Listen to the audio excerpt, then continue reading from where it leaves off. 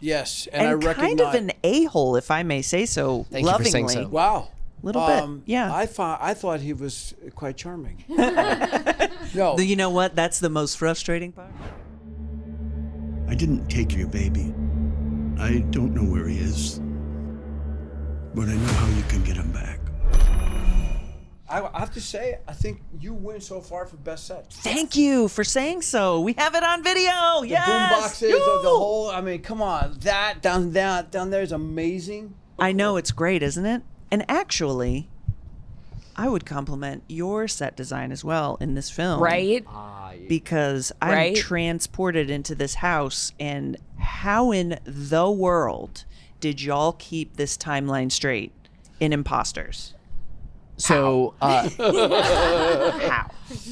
that was the hardest thing to do. I'm not really I'm going to try to avoid spoilers, but in terms of like shooting it, because of the nature of the reveals and the events, it was easily the biggest challenge on set. But they also are, I have to give a huge shout out to our set decks, our prop masters, like, because if you watch the movie and you find out the reveal and then you go back and watch again, there's so many intricate details and Easter eggs peppered throughout, both from what Caleb wrote and also like the ingenious minds of all the artists around us. And they did such an incredible job helping guide that. And it was so helpful for us as actors because we got to walk into eerily the same but slightly different spaces all of the time. Disorienting. And there are some really amazing details, especially within the baby's room, that are like very, very subtle. But for me, walking in, it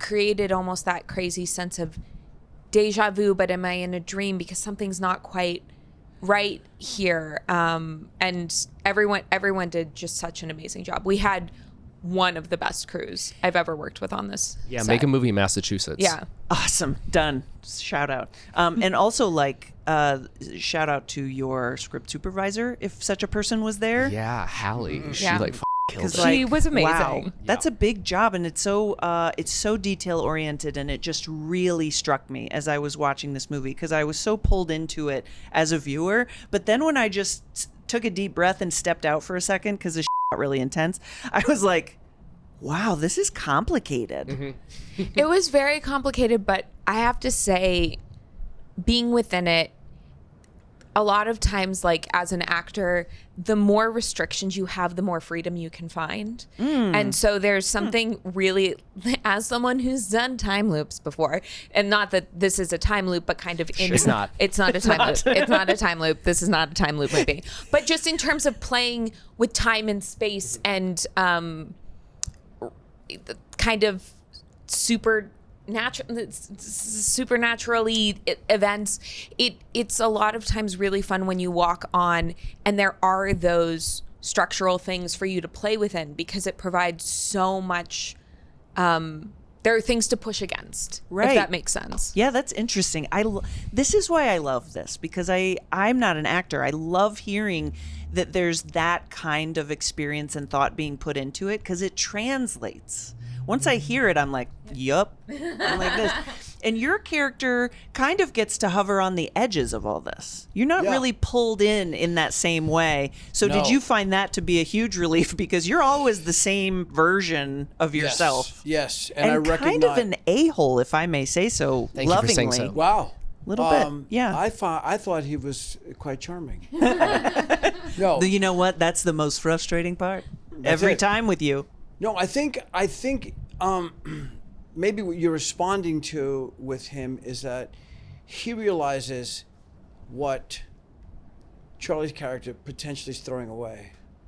I mean, when he tells him, Come on. Hello. that's a good thing in there. And like for somebody who wants it, which is in the film, but you know, having been through his own things, he knows you don't play with that. You don't that's real and you should treasure it. And I think that might make him seem like he's not the nicest guy. But he's also, he's trying to get to the bottom of something. Right. Yeah. It gave me I think a lot more You still think he's an a-hole. I do a little bit, but I'll tell you, it gives me it does give me a little more compassion for him and for people in that situation in real life who are trying to get to the bottom of something for the greater good.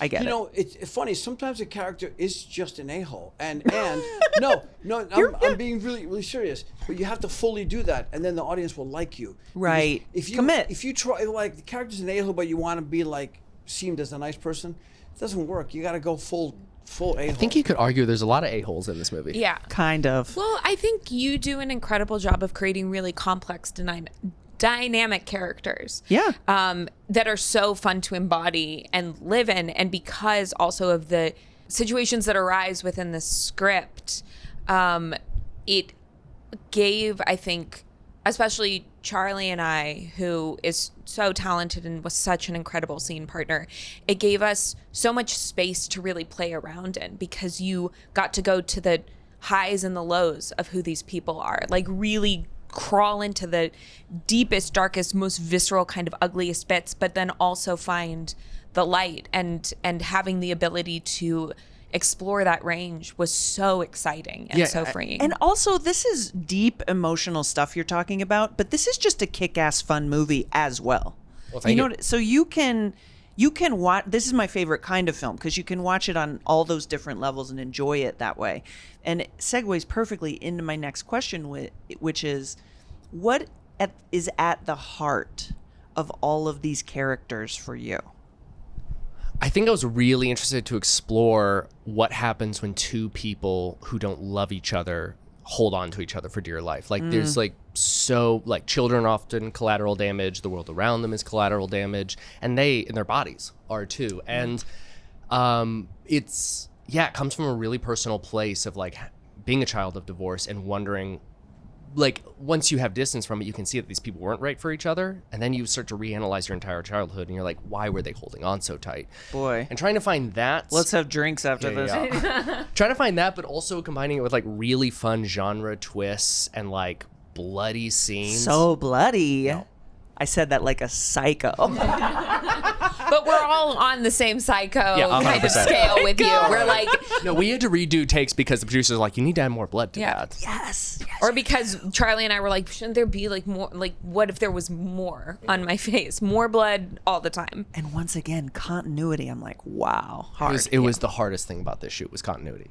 Yul, any time that I'm speaking to someone involved with Severance, I'm always like, do you just read projects and want to do them because they bust your mind into pieces, such as Imposters, but also that? You know, it's a great question.